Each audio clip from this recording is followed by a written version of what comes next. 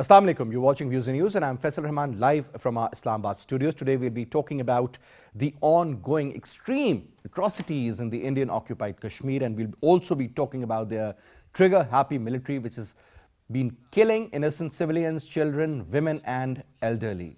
Now, this seems to be some kind of a revenge from these innocent people. And what we're going to show you in our today's program is something which is very important. And we really wanted to show you that, what exactly is going on out there. If you look at this picture of this innocent little kid, I don't think he's more than 4 years old.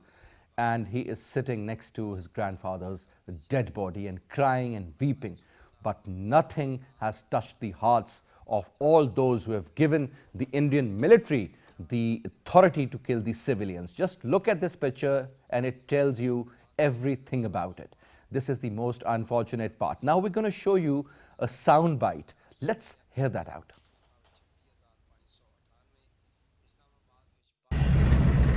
आपको हम लेके जा रही है ना हम लेके जा रहे हैं देखो आप इधर देखो इधर वो देखो आपके लिए बिस्किट भी लाया चॉकलेट मामू के पास लेके जाएंगे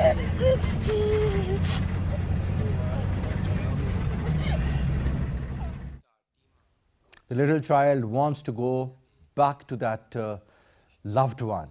He's asking that I want to meet that person who was killed by the Indian brutal forces. Now, this is not something very new out there. This has been happening for quite some time, for years and years.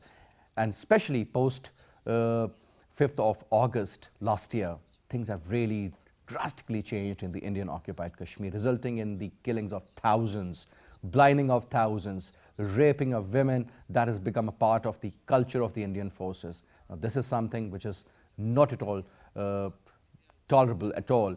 And now there's another very interesting soundbite. Let's hear that out too.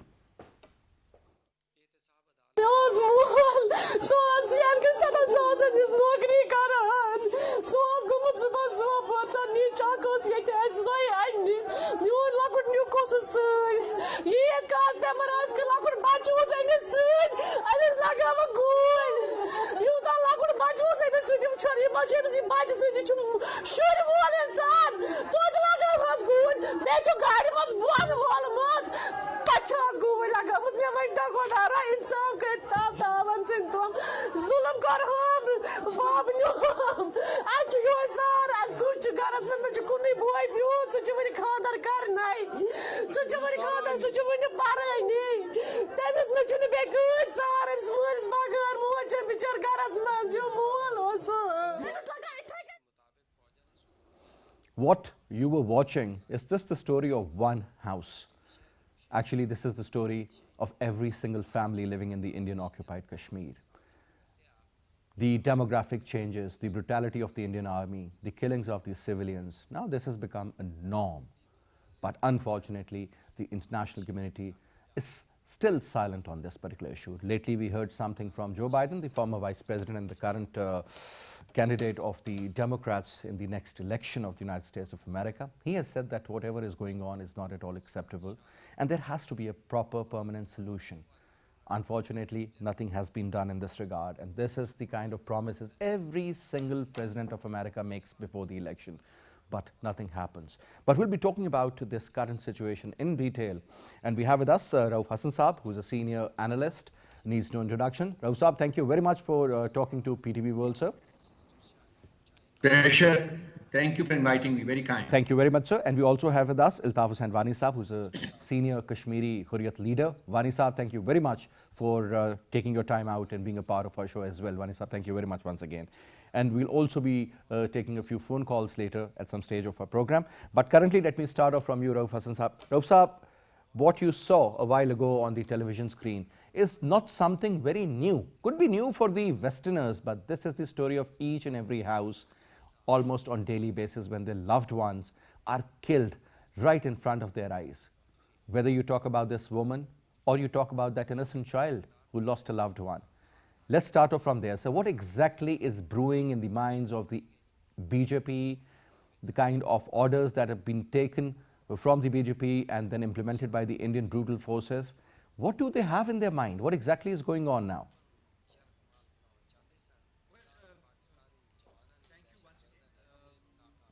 Yes, Rauf Saab. You see, these gruesome, these particularly, since the abrogation of 31735A, which were part of the Indian Constitution and making the Indian-controlled Kashmir and Ladakh union territories. Since then, there has been a perpetuation, there has been an accentuation of atrocities being committed in Kashmir, Indian Kashmir. This is part of a larger game plan. This is not just confined to Kashmir. This is not about Kashmir alone.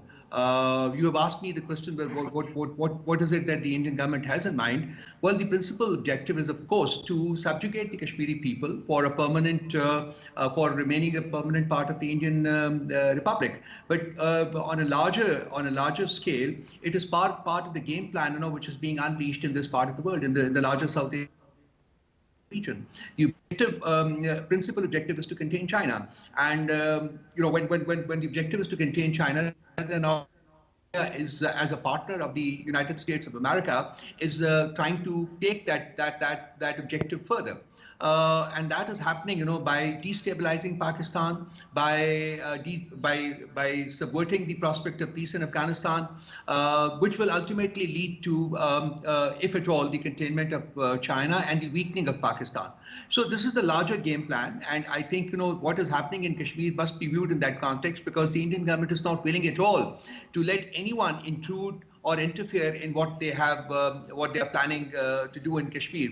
Basically, what they are trying, at the local level, is to change the demographic constitution of Kashmir by awarding domicile certificates to people who are not Kashmiris by birth.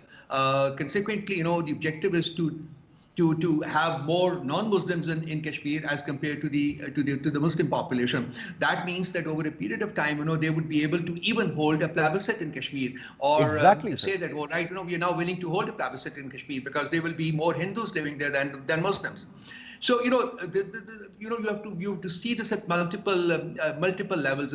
The ultimate objective, of course, is that Kashmir remains part of India, and a movement is on, unleashed, to contain China and Pakistan, and peace in Afghanistan, are the corollary victims of this larger game plan.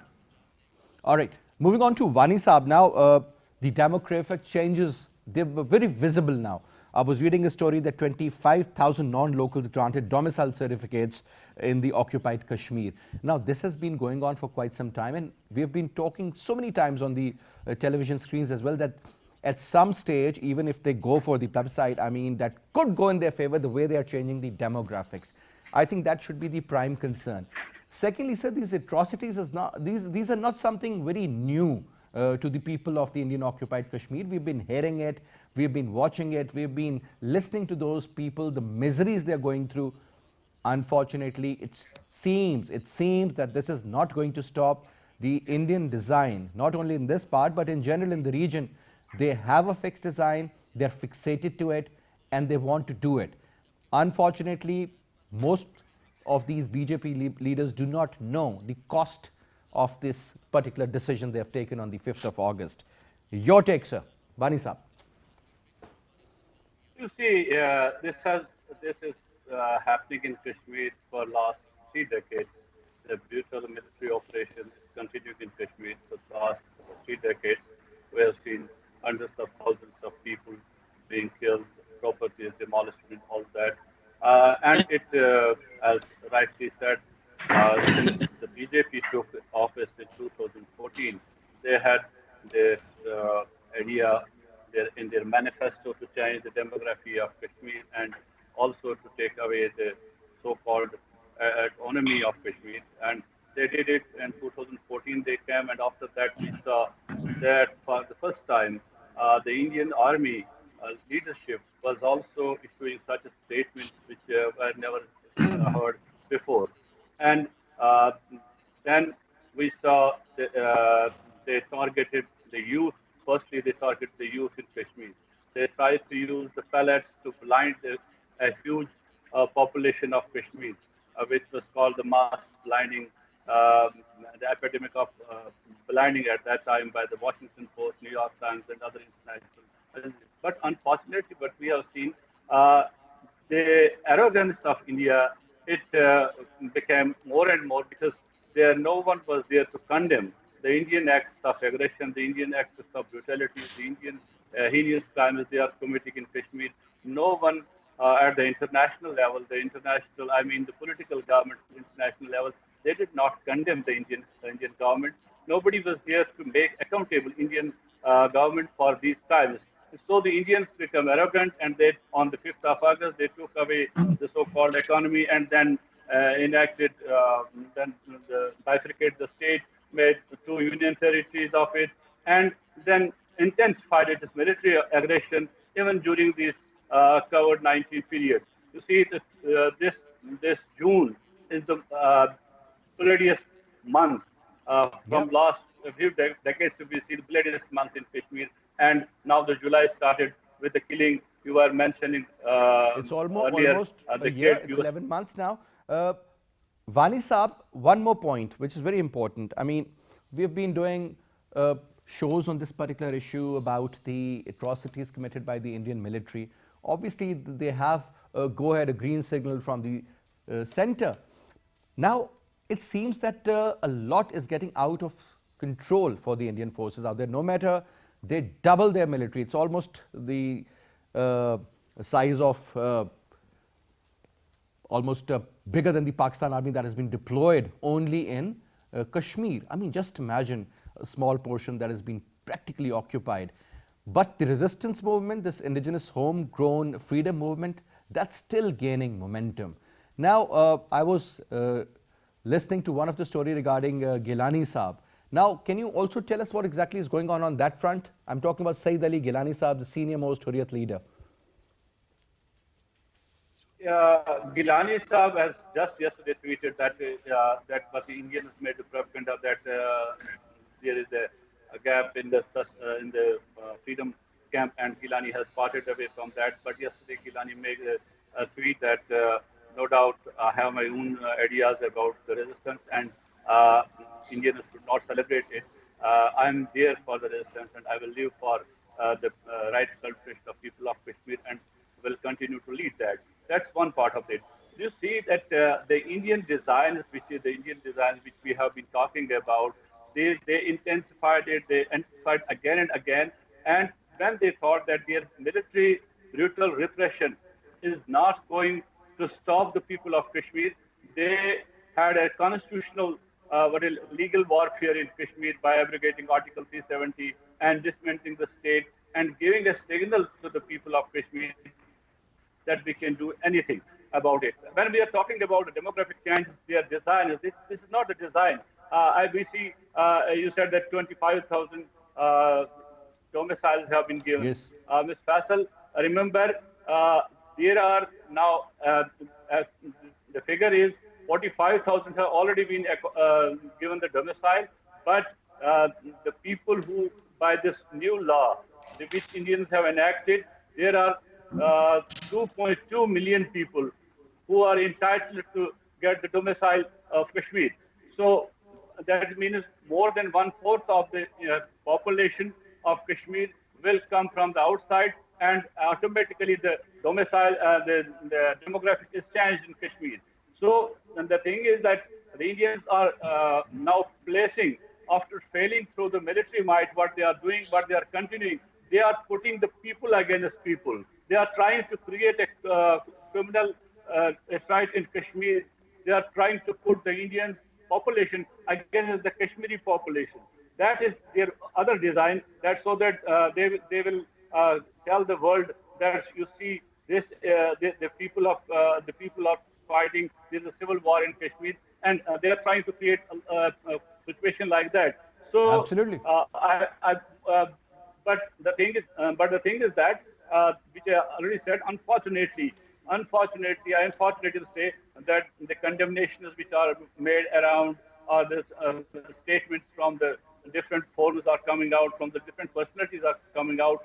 But the situation in Kashmir demands more than condemnation. It demands the action on ground, how to stop the Indian brutalities in Kashmir, how to stop the Indian warfare in Kashmir. I'll get back to you. I'll get back to you, Vani Saab. I'll get back to you. Rauf Saab, there is this uh, tweet by, and I'll be talking about those certain tweets, and then, I mean, they are pretty eye-opening as well. But now, let me put this question to you first before we show you the tweets.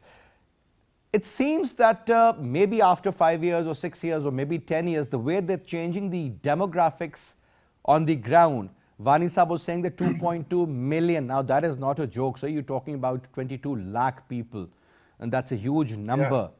At the same time, the demographics are being changed. So at some stage, if they hold a referendum or a plebiscite for that matter, don't you think they'll be forcefully and falsely changing the overall demographic feel of Kashmir? And even if they are able to, don't you think that is going to bring in more problem in the area, sir? That is not going to be the solution. That is going to be the ultimate disaster in the region. Rauf Saab. I said this, Faisal, I said this in response to the first question that you posed me, and I brought up this change of demography that the Indians are incorporating in their part of Kashmir.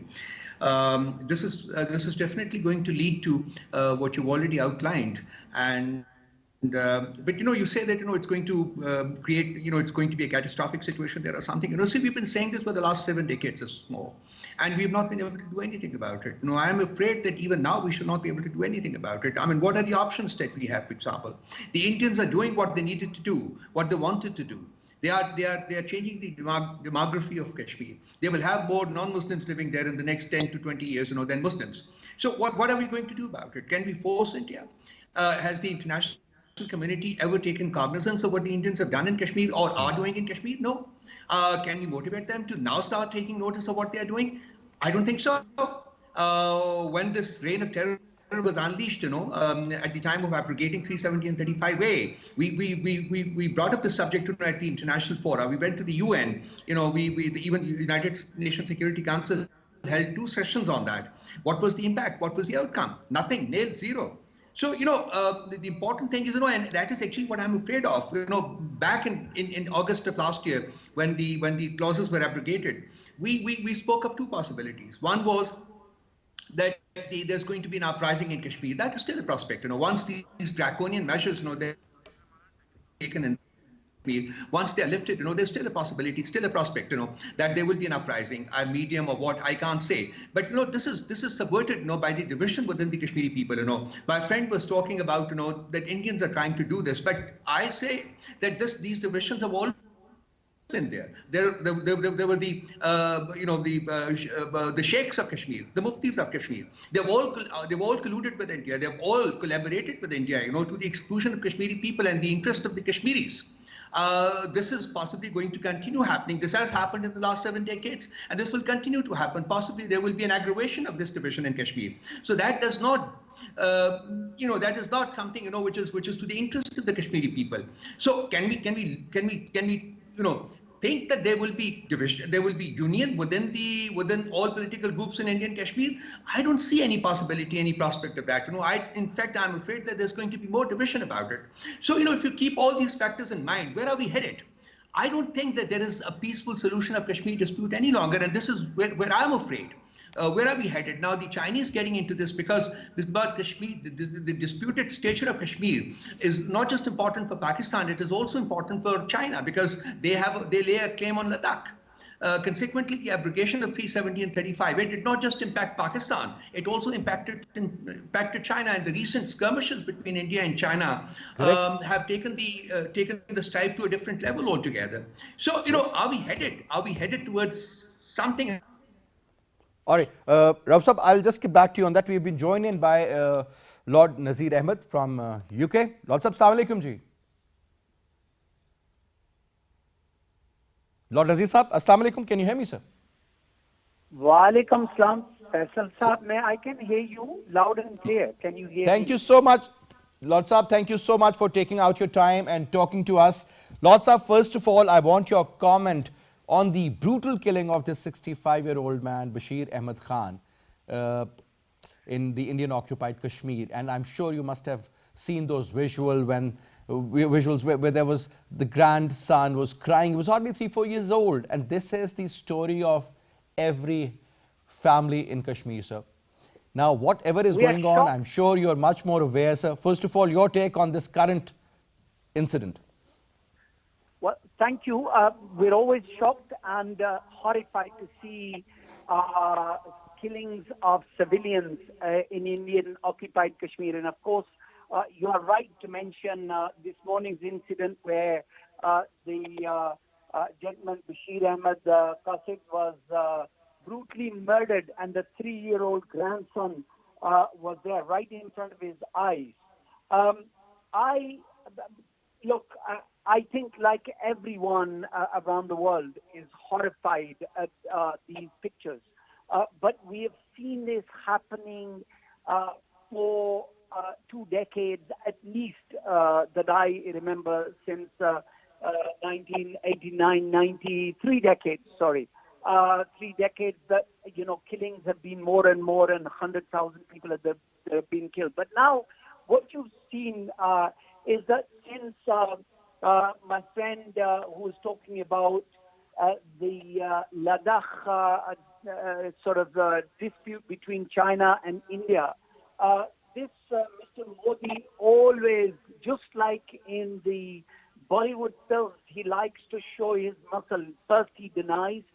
In fact, it's probably the only government in the world that denies things that even when you show them videos and you show them the evidence, they still deny it.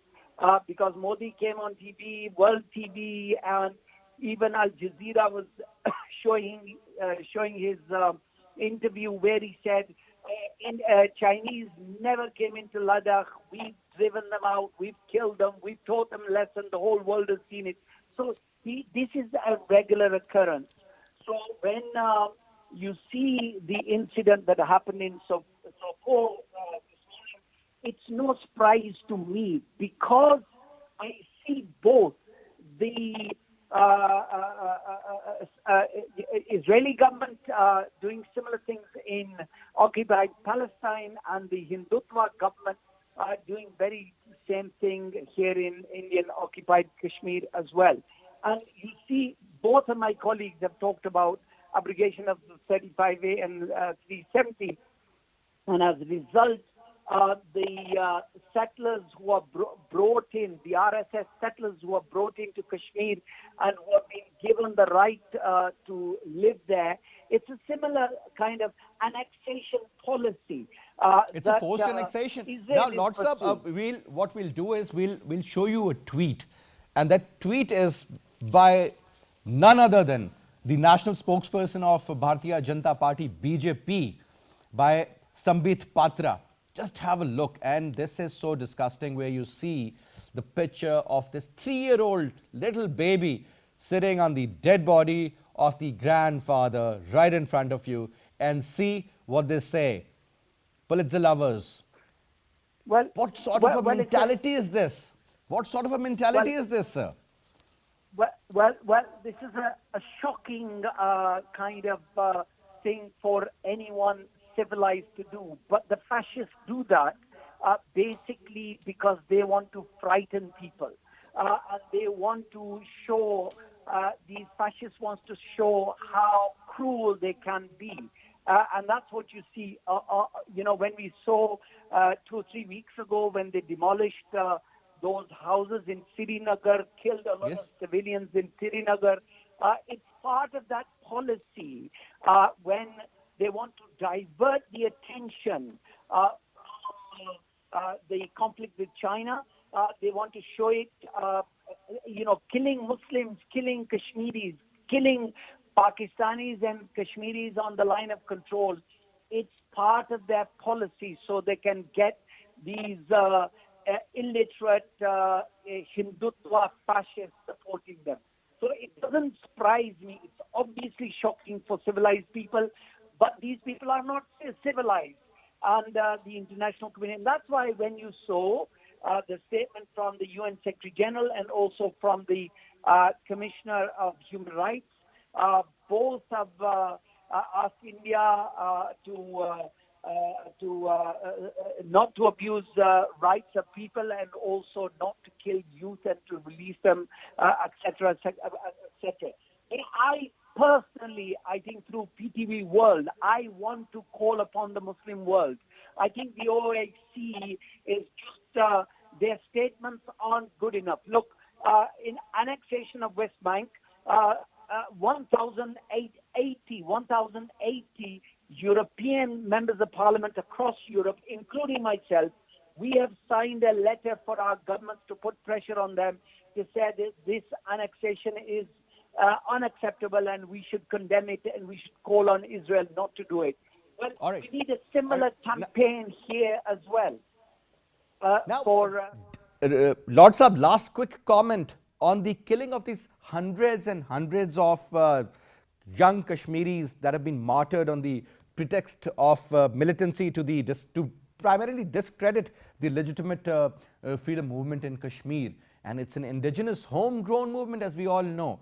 But unfortunately, the impression the Indian media is giving and the kind of writings we end up reading, I mean, that tells a very different tale. So when you are sitting in the European Union, you're talking to other members of the parliament, do you think the Indians are able to sell that concept wisely, or people have rejected it? you can see, if you look at Twitter account of my colleagues in the all-party parliamentary group, you will see how they have been condemning India and exposing India for what they do to civilians. Because most of the time, they are not even militants, they are not even freedom fighters. These are civilians. Look, take example of this little beautiful 3-year-old boy that you are looking on your screens. His grandfather was not a freedom fighter. He was just a civilian. I've seen some tweets that he was going to buy some milk. That's why he took.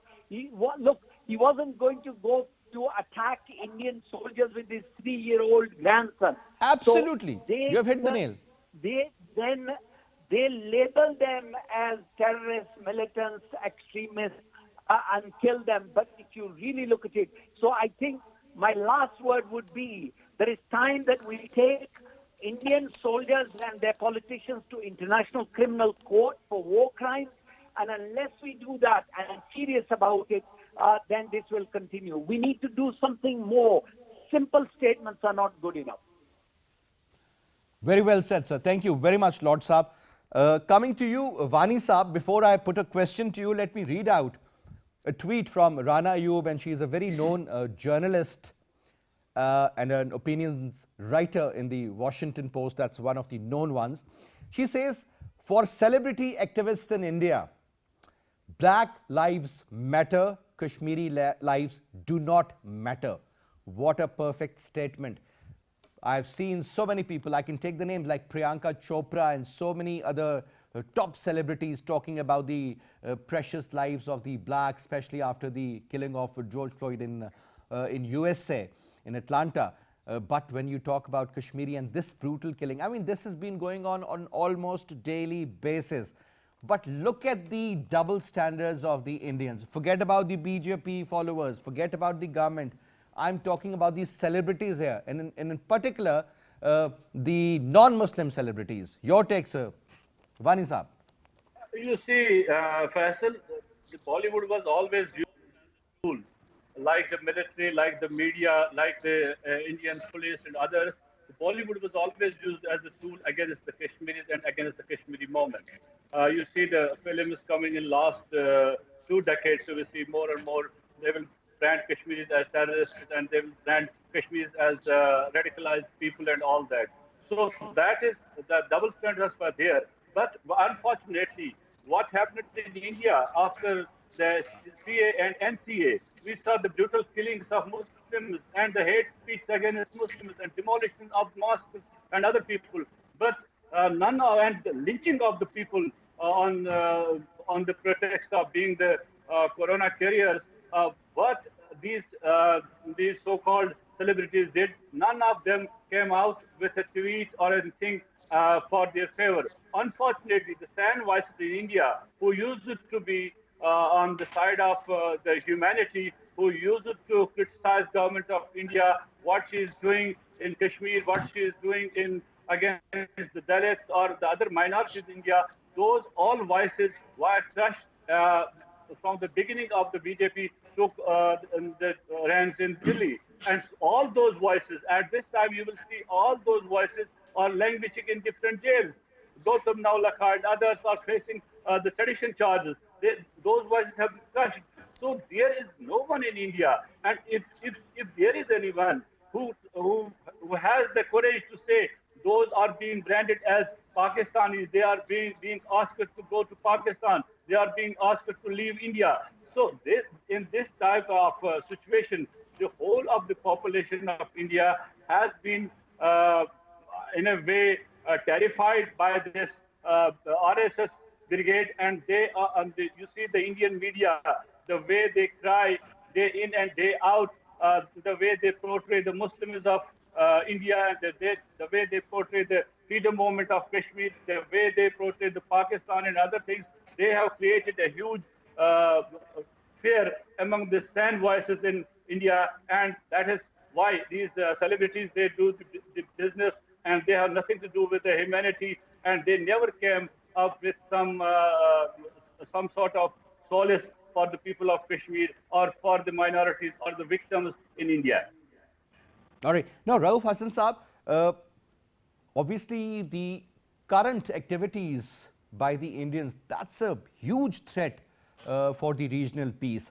I'll just read out a statement issued by Mr. Joe Biden, the former vice president and now the main candidate for the Democrats for the upcoming election. Now he says something very interesting. I'll read it out for you. It's the Washington, this is in the Dawn News, it says Democratic presidential nominee and former US Vice President Joe Biden wants India to restore the rights of people of occupied Kashmir and has expressed disappointment over the recent constitutional amendments that specifically targeted Muslims. Your take, sir. And let's suppose after this mess of corona in USA and the overall issues with the Chinese and so much is going on in the United States of America, let's suppose Joe Biden wins. There's going to be any difference on the Kashmir issue, sir? Because I've seen Mr. Barack Obama talking about Kashmir, couldn't do anything. I mean, whosoever comes in, they always talk about the Kashmir issue during their presidential campaign. The moment they're elected, they forget about it. But Joe Biden seems to be a very, very seasoned politician, sir. He's gone through a lot of thick and thin. But do you believe this man means business, or this is just a mere statement, sir? Anti-Trump. Faisal, there have been Democrats ruling America and there have been Republicans ruling America. They may have talked of Kashmir, but I don't know of anyone who has actually done anything substantive, to help India and Pakistan come to a resolution of Kashmir. I don't think there's a prospect of that. I don't think we can convince the world, to intervene. India is too big a power, too powerful a country, in the world, and too much of an economic power, for the world to be pressurized by the world. I don't think that's happening. In fact, I will pick up the link, of what Nazir Saab was saying, a while ago. We've spoken enough. We've talked enough. We have taken it to so many forums in the world. We have spoken to just about anybody and everybody in the world. We have tried to bring across to them the atrocities being committed by the Indians. We've tried to bring across the deprivation of the rights of the Kashmiri people. We have gone to every capital, we've gone to every forum. We have not been able to convince the world. In spite of the righteousness of our stand, we have not been able to convince the world. That India is why is that so? Why is that so? It is so because because of the economic, political dimensions of the issue, and basically the world has to evaluate comparatively which country is more important, India or Pakistan. And then of course this is also to be viewed in the context of Pakistan's strategic alliance with China. As I said in response to the first question that you had raised, you have to bring that into focus. We are aligned with China, and we are very deeply aligned with China. We're not aligned with the United States of America. We're not aligned with the Western world. On the contrary, we are aligned with China, which may be construed as being anti-West. So, and India is not that. India is aligned with the United States of America, and it is working towards the containment of China. So at this moment in time, it's India which will be preferred by the Western world. But we have to move beyond the domain of polemics. We have to be, we have to move beyond the realm of semantics. We have to get into doing something practical. But then the question that I raise is that, is there something more than just talking that Pakistan can do?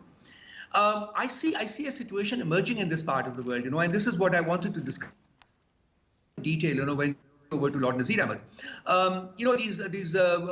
These skirmishes between China and India along the Pulwan Valley. The question that I pose myself is that, is this just an odd incident out, or is this going to sort of work out to or play out into something, which is bigger, larger, and more strategic? And is there a method to this madness? Is there something else that I can read into it? I mean, it is just letting my imagination work. There could be, and there could not be. The fact is, that no country in the world, post COVID-19, will be economically in a position, that it could sort of, weather a conflict, with another big country. So the prospect of conflict is very low. Yet I don't write it off. It is there. And in case there is a situation like that, in case there is a situation similar to 1962, where under the American pressure, we were not able to exploit the situation to our advantage, if there is another situation of this kind, because I feel that at some stage, sooner or later, this conflict is going to boil beyond polemics, and I think it's going to get into a some kind of a confrontation, some kind of a warlike situation, and that is also dependent on the way the Kashmiri people rise in rebellion against the Indians, once the lockdown is lifted. And I don't foresee any possibility of it happening in the near future, because I don't think the Indian government is quite in a mood to lift the lockdown. So the Kashmiris will have to continue suffering this strangulation for a long time to come. But as and when it is lifted, I would like to see exactly how do they react. What is the level of violence, which is created in Kashmir? And one fear is that India would straight away put it on Pakistan that, we are trying to subvert the peace efforts of Indians in Kashmir. But, we will have to be prepared to confront that. But the key to the whole thing is the role that the Chinese may be willing to play or may not be willing to play in a situation that may emerge in the future. If the Chinese are willing to play a role which is to the advantage of Pakistan, then Pakistan will have an opportunity to somehow tackle this situation, to its own advantage. Otherwise, what I'm afraid of is that this is going to remain the way it is. Kashmiris will continue to suffer. India will continue tightening its stranglehold on Kashmir. And over a period of time, once the demographics have worked to its advantage, which I foresee will happen in the next 2.5 to 3 decades, they may even, offer it to the world that, look, come, we are willing to hold a plebiscite. Rausab, there's this has point to be done. I want you to throw light on, and that is something very disturbing, and I was totally unable to understand this, because I had asked this question earlier to Wani Sahab also. When I read this story that 90-year-old Hurriyat leader Saeed Ali Gilani, such a respected name, such a respected individual, he has decided to sort of, slip away from the current alliance, which is primarily working for the freedom movement. And he says that they are unable to, in fact, counter the Indian move. So let's throw light on those aspects which you believe should have been there but unfortunately are missing. Rausab? Sir, look, I was talking about it in response to the second question that you had raised. Kashmiris have been a divided community from the from 1947. We have endured Sheikh Abdullahs of Kashmir, we have endured Muftis of Kashmir, and Ali Gilani's reason for withdrawing from the leadership of Hurriyat. He's been very candid and very clear about it. He says, that these people are sold out. They're sold out to whom? I would not go any further than that. The fact is that they're a divided plot. It is the people, the ordinary people of Kashmir who are suffering, and they have suffered both at the hands of the Indians as well as at the hands of the local Kashmiri leadership, and they continue to do so. And this does not augur well for freedom of the Kashmiri people, and this is very unfortunate. Ali Gilani is a very respected one possibly the most respected leader of the Kashmiri people, and his frustration is understandable because they have not been able to gel themselves together, to lead the Kashmiris to a possible freedom struggle. In fact, they are divided. They're divided amongst themselves, and like so many people are talking about and writing about, I think that they're willing to work with the Indians even now under the present circumstances. And that will happen again. As I said, we've endured the Sheikh Abdullahs of Kashmir, we've endured the Muftis of Kashmir, and so many other families of Kashmir who have all been eager to side with India, to work with India, to collaborate with India, to the detriment of the cause of the Kashmiri people.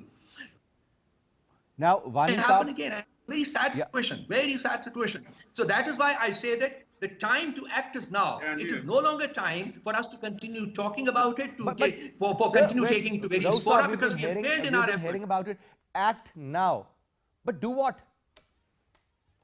Well, that is for the strategic evaluators of Pakistan and other countries, to work out. I mean, how can they do it? Possibilities? What are the prospects? Can we afford war with India? As I said, I was building a three country thing. I mean, if the Chinese their dispute with India is not sorted out, through amicable means, will a window of opportunity be created for Pakistan to move in? I don't know. I'm not sure. I'm not going to speculate any further on All that. right. But all right. All right. Let's go to Wani Saab. Wani Saab, your take on the response of Rauf Saab, and plus also tell us about the division within the ranks of the Hurriyat leaders. Why is that so? Is it the money? Is it the commitment? Is it the differences amongst each other, or what? You see, the sheikhs and muftis of Kashmir have always been rejected by the people of Kashmir. Those were installed by the Indians, and the Indians have also thrown them out. We have seen that. We should not say that Kashmiris are a divided lot. Kashmiris are the united lot.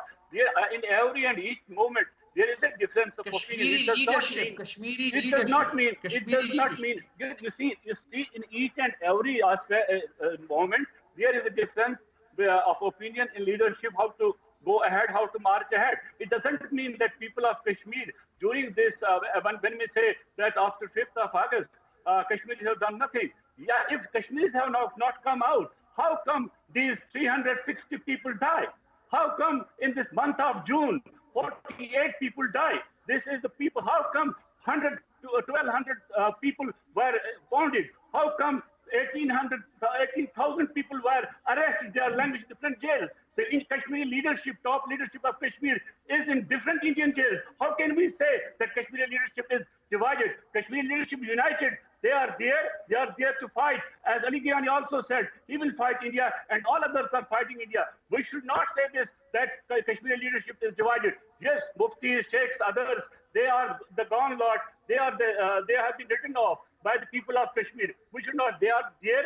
They have been installed by they were installed by the government of India, by the Indian agencies, and now they have written them off themselves.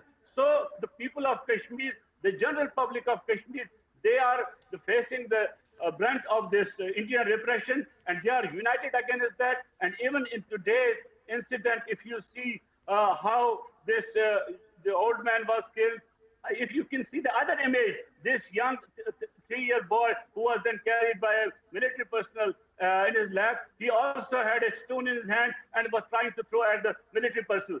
You see, this is the level of resistance in Kashmir. You can't stop the people of Kashmir. Yes, there are things to do on the part of the people who advocate for the people of Kashmir. They have not been, those have not matched the response what the people of Kashmir, the price people of Kashmir have paid on the ground. All right. Thank you very much, Wani Saab. And thank you very much, Rauf Hassan Saab, for your comments. And that's all we have for this Saab. I'll see you again tomorrow. Till then, you take good care. Khuda Hafiz.